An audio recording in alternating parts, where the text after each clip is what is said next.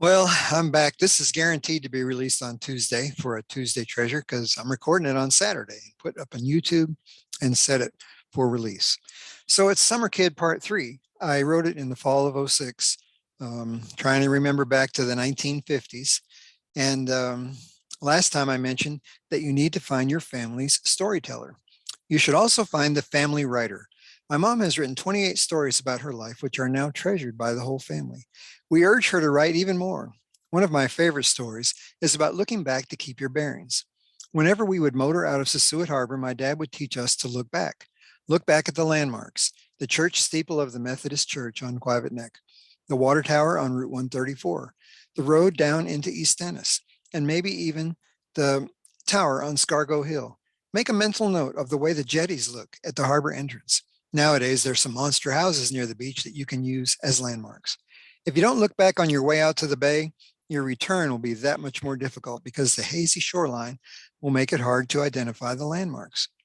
I still look back, whether on a highway out of town or on a trail through the woods. Looking back helps you to keep your bearings. The beach was one of the highlights of summer. North side beaches had cold, clear water and beaches that went on for miles in all directions. Our favorites were Cold Storage Beach near the harbor and C Street Beach. Extreme low tide was a special treat. On a clear day, we could see Pilgrim's Monument in P-Town. I still have to show the kids how to build good dribble sandcastles when I go to the beach. I don't remember ever getting sunburned, and we had nothing like SPF 48. Maybe the sun wasn't as bright back then. If we were going clamming, we could head out from Crow's Pasture to Quivot Creek and the border with Brewster. Of course, we never clammed on the Brewster side of the creek since we only had a dentist's clamming permit. Dad said in the old days, people would dig clams and steamers by the barrel and haul them back with horse-drawn carts. Horses had amazing senses and would get very nervous once the tide turned. They didn't want to be caught on the flats as some of those tidal streams filled with water. As a kid, I don't think we ever cared how cold the water was on the north side. The waves were great. There were millions of starfish in the rocks of the Sassuat Harbor jetties. Remember the sand dollars, sand collars, skate egg cases, sea clam shells, driftwood, sand castles, clam bakes, gritty peanut butter sandwiches, beach umbrellas, skimmer boards, and canvas beach chairs. All are wonderful memories of trips to the beach.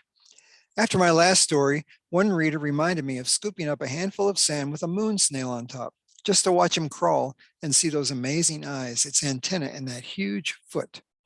Great Grandpa used to walk from the house down through Crow's Pasture to Quivot Creek just about any evening someone had a craving and bring back some fresh steamers for dinner. Our main quahog, Little Neck, hunting grounds, were in Bass River near High Bank Bridge. Again, I'm sure we never strayed over to the Yarmouth side as we felt for those tasty clams in the mud using our bare feet. I, could, I got very good at using my toes to tell the difference between a clam and a rock. Dad always said this was clean mud. I do remember a lady yelling at us once from her house on the Yarmouth bank that we had crossed the line that runs down the middle of Bass River. The tide must have been very low. Clam strips and ice cream are some of the other tasty memories of summer. We would make many trips to D.H. Sears Ice Cream Store on Quivot Neck, the new store from the 50s. And clam strips were the chewy treat that I could never get enough of. Was it the tartar sauce? We traveled to the fish market to buy the biggest lobster they had in the tank.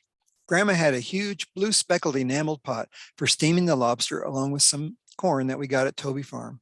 Everybody had their favorite part of the lobster, and an 8 or 9 pounder would feed us all with meat left for fish chowder or lobster Newburg. You can keep the lobster tail. Give me a claw any day. For some reason, the jumbo lobsters were always less per pound than the chicken lobsters. Whoever thought they were tough must have cooked them too long. 19 minutes in the steam is our limit. I heard a story of a lobsterman when asked, "How much are lobsters by the pound?" He says, "We don't sell them by the pound, we sell them by the each." "Okay," says the patron, "how much are they each?" The seafarer replied, "They're $5 a pound each." The cousins pictured, I'll show you at the end, played for long hours in the old barn and pool room. The Smalley house was built in the late 1700s and had lots of nooks and crannies in which to hide. There were old clocks tick-tocking and striking the hour. My sisters and I have had those clocks restored and liven up our homes today. The barn was supposedly roofed with timbers from old salt works. I heard that when roofers shingled the barn, they had great difficulty pounding the nails into those boards that were hardened and preserved with many thousands of gallons of evaporated seawater. The pool house was once a fixture at the Shiverick shipyard. It contained a pool table and other games like Skittles that provided recreation for shipyard workers. It was moved up to Main Street at some point. This is no surprise, as many structures seem to have been moved from one place to another on the Cape. They were built to last forever. Maybe it was the timber that was used in those early structures. In the last issue, I wrote about the wonderful smell of a two-cycle outboard engine. Here in Oklahoma, it's very difficult to capture all the wonderful smells of Cape Cod. It doesn't matter to me whether it's the smell of the fish just caught in the basket, the marsh at low tide, the musty smell of old wood and hay from the barn, the smell of a cedar thicket, or of a cedar chest in the house. All are precious to me and bring back many memories. Just last week, I opened up the old sea chest from the Cape in the garage, and the Cape Cod smell is still in there. Open the back of that old clock, and you can still smell the kerosene that my grandpa said would keep the clockworks lubricated. A small jigger of kerosene gave off its vapors and lubricated the gears. I'm sure many houses still have a kerosene hurricane lamp sitting in a handy spot. The smell of that old dirt round cellar under the house where Grandma kept the canned goods was another wonder. Well, I hope that gives you a brief view of our summers on the Cape. I didn't mention climbing on Hokum Rock, taking in the view from Scargo Tower, and my dad climbing up the outside of the tower, exploring the ancient Indian spring in Brewster.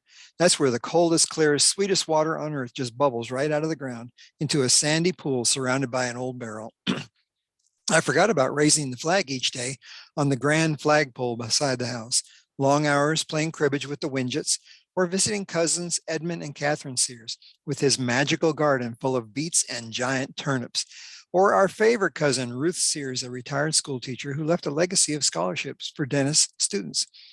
And I really forgot about exploring the ancient Sears burial ground in West Brewster beside Bound Brook, where we would watch the herring run. That's now, right? The herring. And the gulls eat.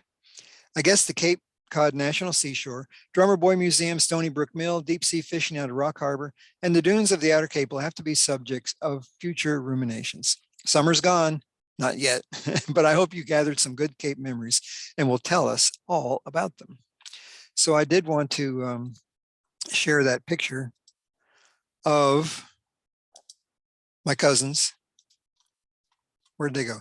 We had just gotten back from Germany. So my sister was born in Germany. Here's me, here's Steve, and here's Dick. So I think 1955. How's that? In front of the Cedars at 1661 Main Street, East Dennis. So have a good week.